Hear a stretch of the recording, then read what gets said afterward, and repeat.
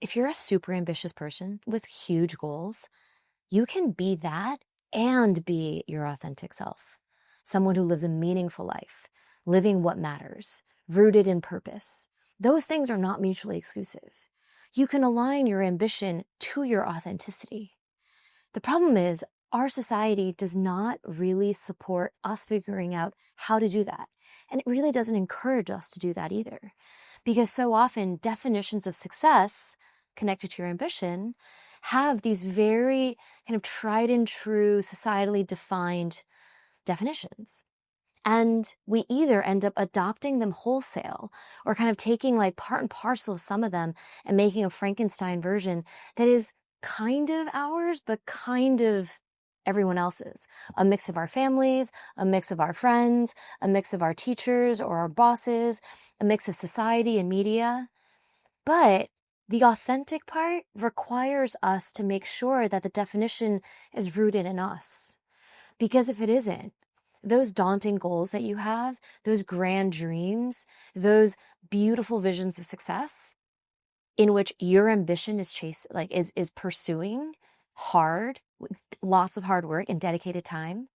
If this part is not incorporated, you will burn out. You will get to a point where life is not recognizable to you because it is not true to you. Because you are going to be chasing and pursuing in such a way that is fueled not only by your ambition and your desire for success, but by all these other things that you somehow picked up along the way, that you incorporated into this definition that were not of you. And if we don't realize that, it can feel like we're just going after what everyone's going after, right? We want to make money. We want to have a nice home. We might want to have some toys, cars. We want to be able to take nice vacations. Everyone around us is doing it. Why wouldn't we want this? And especially if our pursuit of that version of success aligns with what society kind of sanctions and celebrates, and it's what you see in social media, and it's what you see being rewarded and recognized, then you're going to be like, wait, what's wrong with me? Like, everybody else wants this. Everybody else is happy with this. As you start to feel the disconnect, it's going to be like, wait, how am I not happy?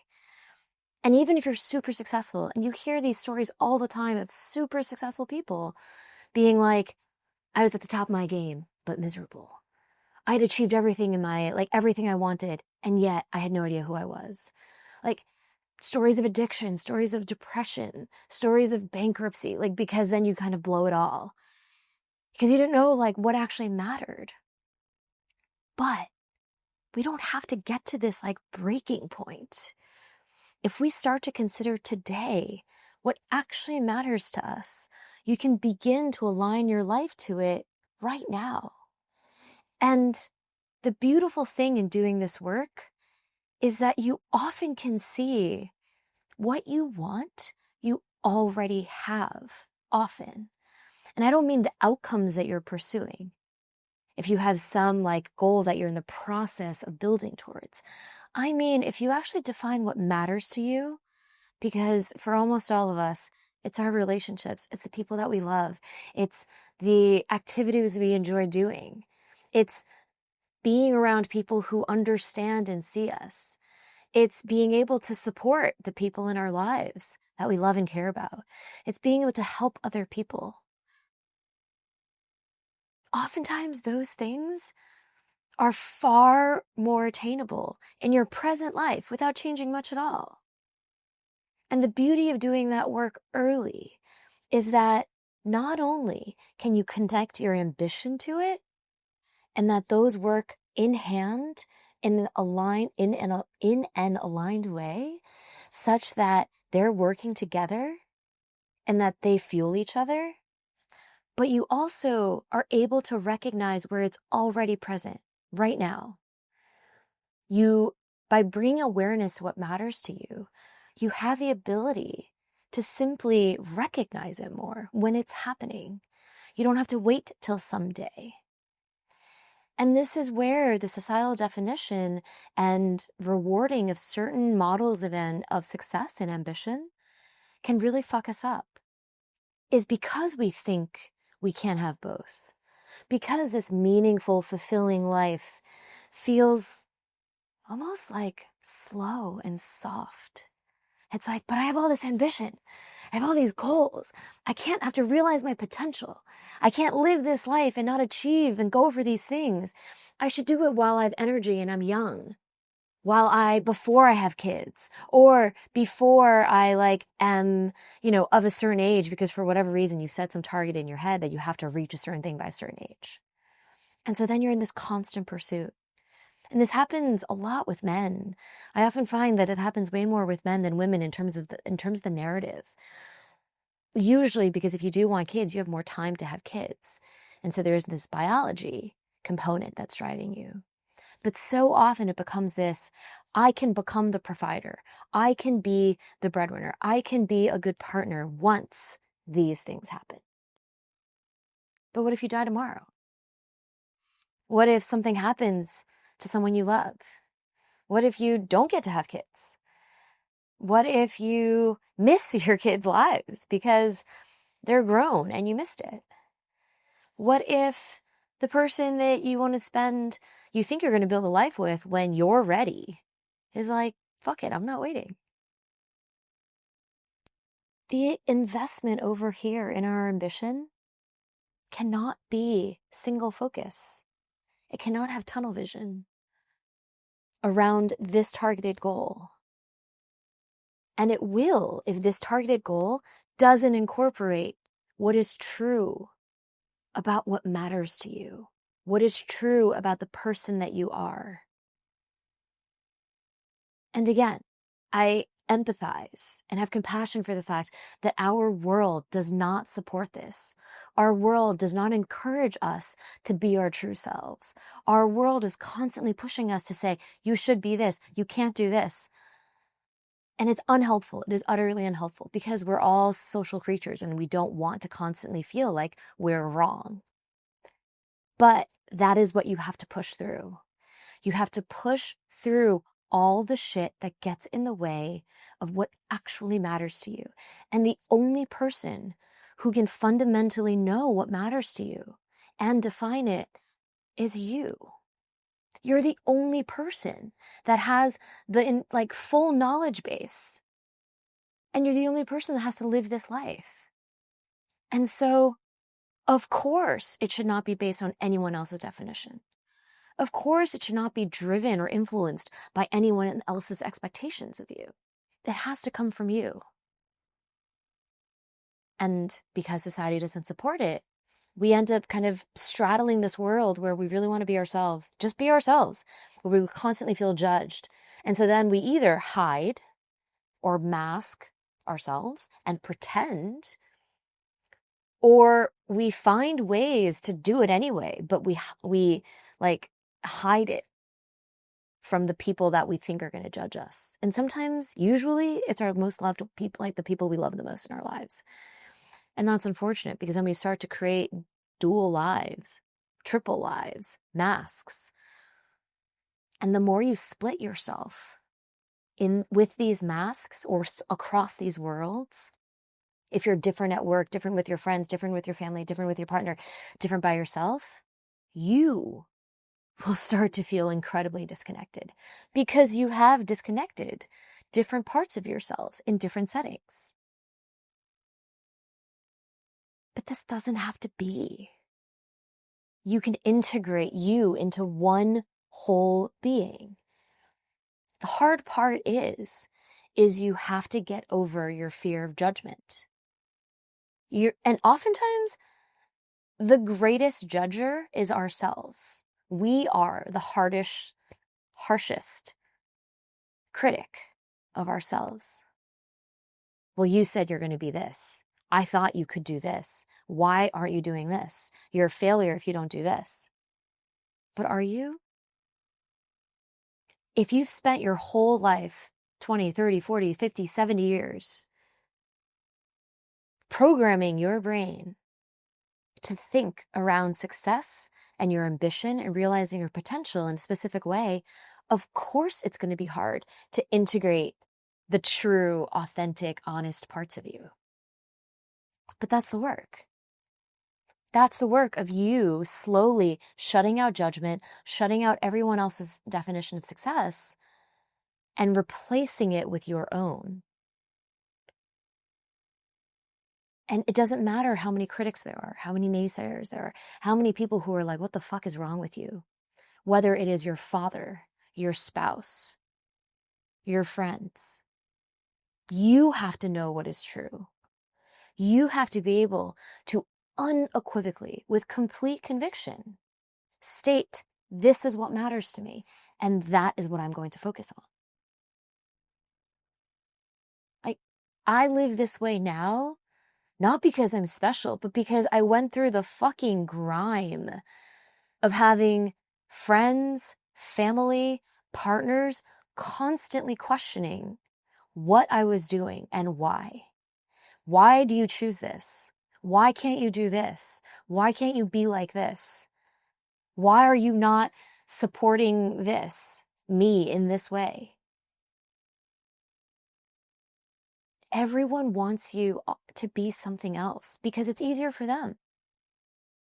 But you cannot compromise what you know to be true about yourself, because if you do, you will 100% pay for it at some point. Because every single person's purpose on this planet at the core is to live and be the human that they are. And we can break that down into the details of what your specific person is here to do and be. But that's what it is at the core, for us to be and live and exist as ourselves. And when we are denied that, there is a disconnect. When we pursue something that is untrue and false to what matters to us, the disconnect and the cracks will eventually become fucking craters. It will show up eventually. If not today, if not the next month, if not the next 3 years, on your deathbed. Or if you believe in your next life, because you didn't learn what you needed to learn in this one. You didn't embody and integrate as one whole person. But I am telling you that it is possible to connect these two things, your ambition, your dreams, your desire to achieve, with honesty and truth and the authentic person that you actually are. These things can be aligned and integrated so that you can exist as one person. You can pursue these incredibly grand dreams as the actual true person that you are, not some fake version of you, not the person who's playing at success, but the way you want to. Like, at every phase of life, we have to question what we are allowing that is not of our own definition.